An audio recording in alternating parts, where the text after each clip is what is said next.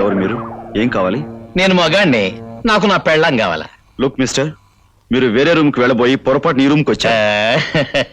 అంత తెలుసుకోకుండా మనం ఎట్టా అవుతాం? చిన్న విషయం తెలుసుకోవాలా? కాస్త తప్పుకుంటావా? లత, లత.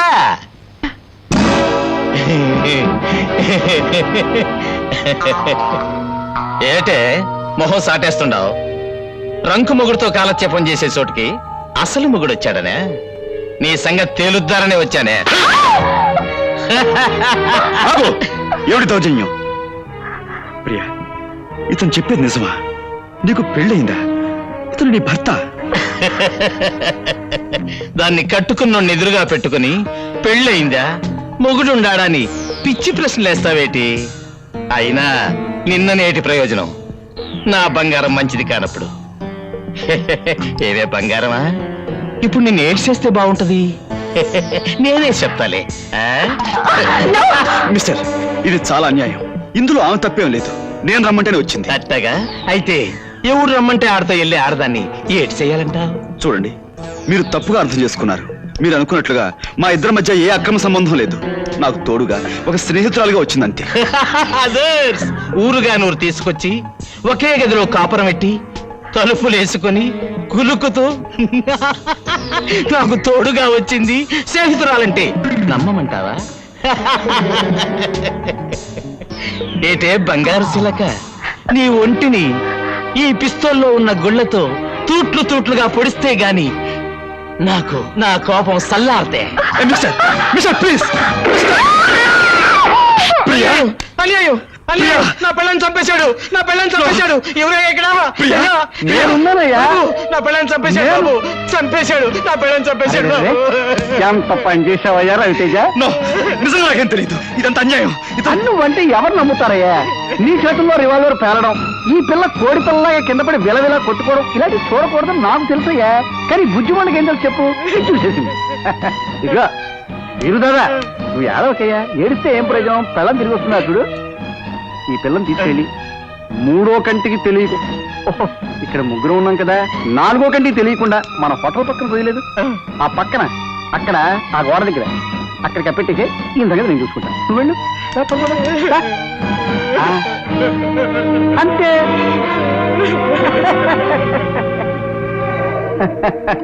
చీరల వ్యాపారంలో ప్రఖ్యాతి చెందిన రవితేజ, అబ్బా నువ్వు హత్యలు కూడా బాగా చేస్తావయ్యా.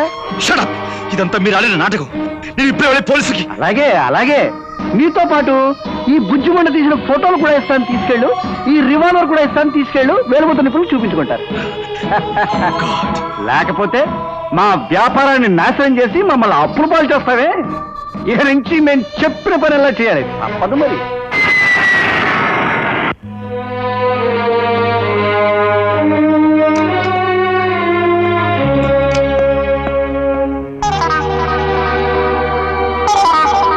Boss, good morning boss. ఎక్కడ ఏ ఇబ్బంది లేకుండా బ్రహ్మాండంగా యాక్టింగ్ చేసేసాను బాసు. మీ బామర్ది గారికి 4 ఇచ్చే అలవాటు నీకు ఉందంట కదా, మరి నేను 4 ఇచ్చేసుకున్నాను. సిస్టర్తో మాత్రం చాలా గౌరవంగా మేనేజ్ చేశాను బాసు. మీ ఇల్లు ఉంది, బ్రహ్మాండం అనుకో. ఇదిగో మన ఒప్పంద ప్రకారం మరి నాకు రావాల్సింది కొట్టే కొట్టే. Thanks boss, thanks. మళ్ళీ ఎప్పుడైనా అంత అవసరం వస్తే కబురు చేయి. యాక్టింగ్ లో దుమ్ము దులిపేస్తాను. అక్క అక్క, ఇన్నాళ్ళు ఏమైపోయావురా? అవన్నీ తర్వాత చెప్తాను, చూసుకో. నీకెన్ని చీరలు తీసుకొచ్చాను. ఇగో పళ్ళు, పలహారాలు. అదే కాదు, కావాలంటే చూసుకో, డబ్బు కూడా తెచ్చా. అవును, మన పచారి కొట్టోడు ఇంటికొచ్చి ఏవేవో కూర్చోడన్నావు, వాడితో నువ్వు మామూలుగా మాట్లాడకో. ఈ డబ్బుతో వాడిని ఫాట్ అని కొట్టంతే. వాడే కాదు, ఇంకా మనం ఎవరెవరికి బాకీ ఉన్నామో వాళ్ళందరినీ డబ్బుతో కొట్టు. నువ్వు పులైపో అక్క. దా.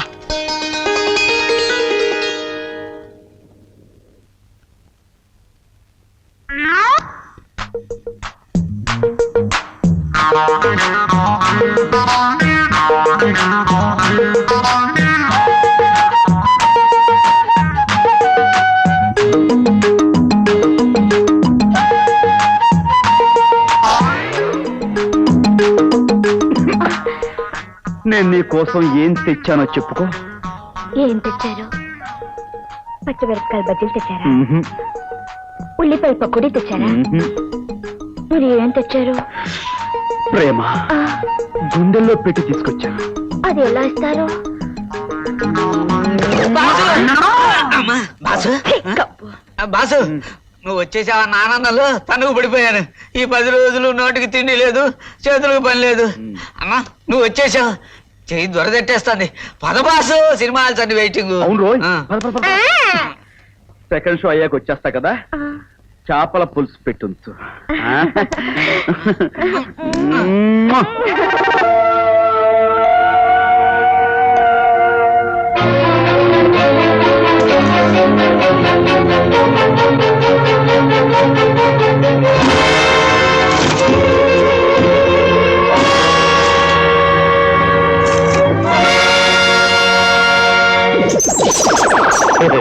ఏటి గురు ఫోటోలు చూసావా?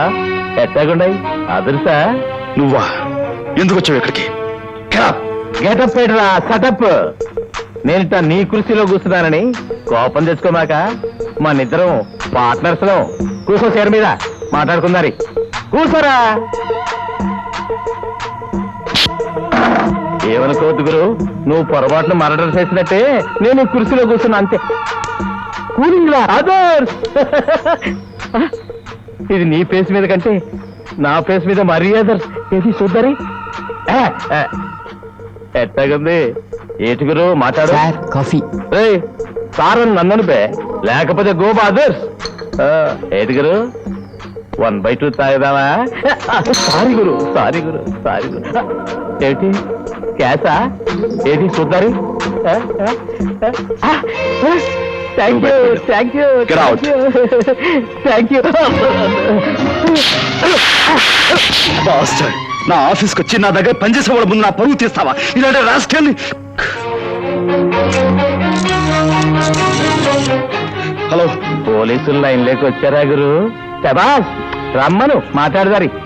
నువ్వు నా పెళ్ళాన్ని మర్డరింగ్ చేశావని ఫోటోలు చూపిస్తాను, ఏటి జరుగుతుందో చూద్దారి. అదే ఏట్రా సచ్చిన పావులాగా హట్టా కూలబడ్డావు? రండి. సార్, కేరళ పార్టీ వాళ్ళు ఏజెన్సీ ఇవ్వమని మరీ గొడవ చేస్తున్నారు. ఎక్కువగా అడ్వాన్స్ కూడా ఇస్తా ఉంటున్నారు. వాళ్ళు ఇస్తానంటే నువ్వు తీసుకోవడమేనా? నాకు అక్కర్లేదు, వద్దని చెప్పా. సార్, మంచి అవకాశం సార్. కొట్టానంటే అదర్స్. మేమిద్దరం చెప్పేది ఒక్కటే కదరా రవి? అవును మేనేజర్, ఆ పార్టీని వెంటనే వెళ్ళిపోమని చెప్పండి. ఆగు.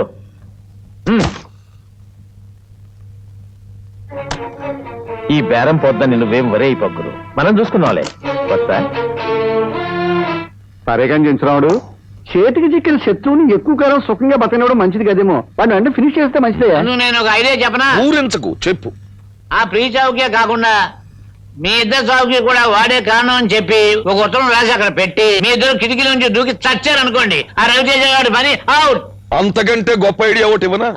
ఇవ్వండి. ఆ రవితేజ గారు రాసినట్టు ఒక ఉత్తరం రాసి నిన్ను ముక్క ముక్కల కింద చీల్చేసి మూట కట్టేసి కిటికీలో జవతలు మారేసామనుకో, నీ దరిద్రం మాకు వదిలిపోతుంది. ఎందుకు నాకెందుకు ఆమదం? ఇదిగో బాసు, నా చేత్తో పనులు చేయించుకొని ఇష్టం వచ్చినట్లు కబుర్లు చెప్పుకుంటున్నారు. అసలు మన పెళ్లి చేస్తే ఏం చేశారు? చూద్దాంలేవయా, తొందర ఏముంది. చూద్దారని చెప్పి నన్ను ఊరుకోబెట్టారు. ఇక వెంటనే విషయం తేలకపోతే మనకు శివాలు ఎత్తిపోతాయి. త్వరలోనే మన పెళ్లి జరిగిపోవాలి, లేదంటే అదుర్స్. ఇదిగా అదిరిపోతుందని చెప్తున్నాడు. అర్థమైంది, నువ్వు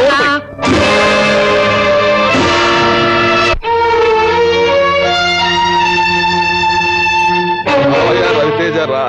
అదేమిటయ్యా మరి పేరులోనే తప్ప ఫేస్ లో తేజస్సు అలా ఆర్సుకుపోయింది. బోర్డులు దిగిపోయి వ్యాపారం సంక్రాంతిపోయాక మొహంలో తేజస్ ఎక్కడ ఉంటుందండి? రేపు పొద్దున్న మన వ్యాపారం కూడా ముండమోసింది అనుకోండి, మీ మొహంలో ఏం మిగులుతుంది? ఒక్క ఏడుపు తప్ప. ఏమైనా నీ మొహం చూస్తూ ఉంటే రవితేజ వెలిసిపోయిన రంగు చీరలో కనిపించి జాలితో గొల్లున ఏడవ ఉందయ్యా. ఇంతకీ నన్ను ఇక్కడికి ఎందుకు పిలిపించారు? ఏమీ లేదు రవితేజ, ఆడపిల్లలు ఎగబడి నీ దగ్గర ఆటోగ్రాఫ్ తీసుకునేవారు కదా, అలాగే మాకు కూడా ఒక ఆటోగ్రాఫ్ ఇచ్చేస్తే. ఏమిటి కాగితాలు? ఏమీ లేదయ్యా, నీ సరుకున్న గొడవలు ఇన్సూరెన్స్ తో సహా మా పేరు రాసేసినట్టు కాగితాలు. వీటి మీద సంతకం తీసుకోవడం ఏమిటి మీ ఉద్దేశం? ఆ వివరాలు నీకు చెప్పాలా? సరే చెప్పామనుకోవయా, ఏమిటి నష్టం? చూడు రవితేజ, నీ గొడవంలో ఉన్న 2 కోట్ల రూపాయల సరుకు సీక్రెట్ గా మా గొడవంలోకి మార్చేసి నీ గొడవనికి నిప్పెట్టేస్తే అప్పుడు సరుకు మాదవుతుంది, ఇన్సూరెన్స్ కూడా మాదవుతుంది. ఇది అన్యాయం, ఘోరం. మీరు చేసే పని వల్ల గొడవలకే కాక ఫ్యాక్టరీ కూడా ప్రమాదం జరుగుతుంది. ఎంతో మందికి అన్నం పెట్టి అనేక మంది బ్రతుకుల్లో దీపం పెట్టే ఫ్యాక్టరీ తగలబెట్టడం రాక్షసత్వం. నేను దీనికి ఒప్పుకోను. ఘోరం అన్యాయం. నువ్వు పరాయి వాళ్ళ పిల్లల్ని సంకరేసుకుని ఊటీలు కాశ్మీర్లు తిరగడం ఘోరం అన్యాయం కాదు. తిరిగితే తిరగొచ్చాయా, కానీ చిలకలాంటి అమ్మాయిని తుపాకీతో కాల్చి చంపాడు ఎత్త తొప్పయ్యా. తిమ్మాజీ నువ్వు అన్నే ఫోన్ చేసా నెగిటివ్ ప్రింట్లు వేయించి. ప్రింట్లు వేయించవలసిన కర్మ ఏమిటండి? వాల్ పోస్టులు ప్రింట్ చేయించి నిచ్చెన పట్టుకుని వీధి వీధికి తిరిగి గోడలకు నేనే అంటించి చేసి వస్తాను. అప్పుడు నీ బతుకేమవుతుందో ఆలోచించు. ప్రజలు నిన్ను రాళ్ళు ఉచ్చుకుని పిచ్చి కుక్కను కొట్టినట్టు కొడతావు. పోలీసులు లాఠీలతో పొడిచి బొక్కలు దోచేస్తారు. అప్పుడు నీ కుటుంబం, మర్యాద, పరువు, ప్రతిష్ట అన్ని బజారు పనులు. చచ్చిన పిల్లిలా ఉరికమ్మానికి వేలాడతావు. Stop it! చెప్పండి, నేను ఎక్కడ సంతకాలు పెట్టాలి?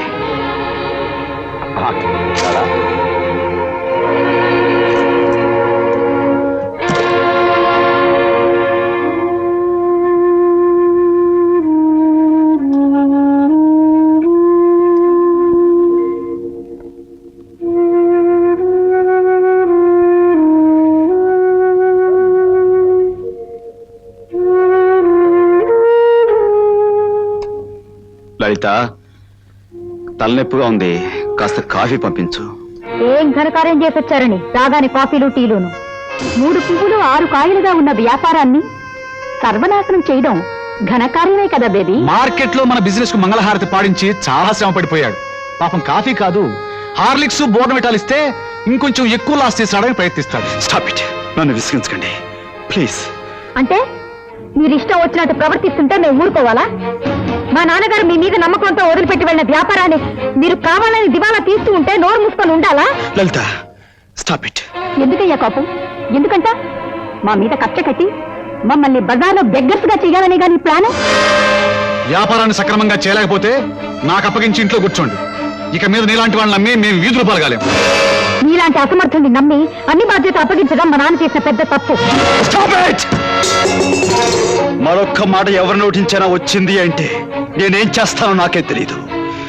ఇంటికొచ్చిన మనిషిని ఏం కష్టం వచ్చిందని అడగటం పోయి శత్రువులా చుట్టూ చేరి చిత్రహింసలు పెట్టే మిమ్మల్ని ఏం చేసినా పాపం లేదు. మనిషి బ్రతుకుండగానే పీక్కుతునే రాక్షసులు అంటే మీ మధ్య మనసున్నవాడు ఎవరూ ఉండలేడు. చావండి, మీరంతా కట్టుకట్టుకుని ఏంటో చావండి.